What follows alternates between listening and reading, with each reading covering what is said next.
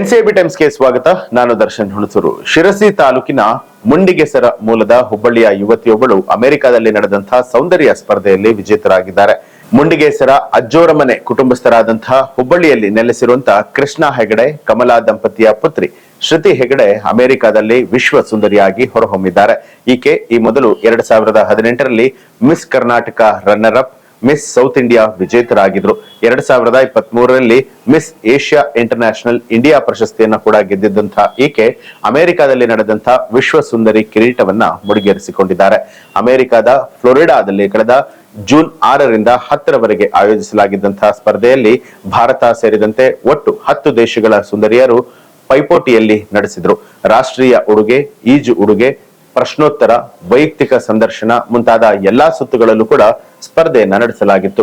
ಎಲ್ಲದರಲ್ಲೂ ಕೂಡ ಉತ್ತಮವಾದ ಪ್ರದರ್ಶನವನ್ನ ನೀಡಿ ಶ್ರುತಿ ಹೆಗಡೆ ಗೆಲುವನ್ನ ಸಾಧಿಸಿದ್ದಾರೆ. ಹುಬ್ಬಳ್ಳಿಯಲ್ಲೇ MBBS ಪೂರೈಸಿರುವಂತಹ ಡಾಕ್ಟರ್ ಶ್ರುತಿ ಹೆಗಡೆ ಚರ್ಮರೋಗ ತಜ್ಞೆಯಾಗುವಂತಹ ಹಂಬಲದಿಂದ ತುಮಕೂರಿನಲ್ಲಿ MD ಅಧ್ಯಯನವನ್ನ ನಡೆಸ್ತಾ ಇದ್ದಾರೆ. ಈಕೆ ಭರತನಾಟ್ಯ ಕಲಾವಿದೆ ಕೂಡ ಆಗಿದ್ದು ದುಬೈ, ಮಾಲ್ಡೀವ್ಸ್, ಭೂತಾನ್ ಮುಂತಾದ ದೇಶಗಳಲ್ಲಿ ಪ್ರದರ್ಶನ ಕೂಡ ಕೊಟ್ಟಿದ್ದಾರೆ.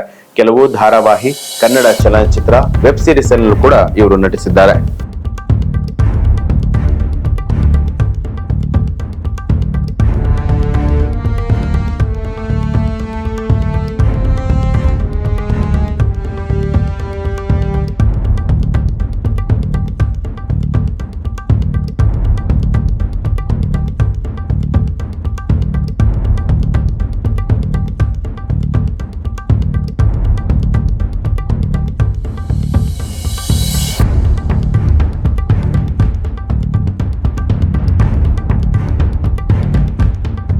ಇದು ಈ ಹೊತ್ತಿನ ಪ್ರಮುಖ ಸುದ್ದಿ. ಮತ್ತಷ್ಟು ವಿಶೇಷ ಸುದ್ದಿಗಳಿಗಾಗಿ ನೋಡ್ತಾ ಇರಿ NCIB ಟೈಮ್ಸ್, ಅಪರಾಧ ಮುಕ್ತ ರಾಷ್ಟ್ರಕ್ಕಾಗಿ.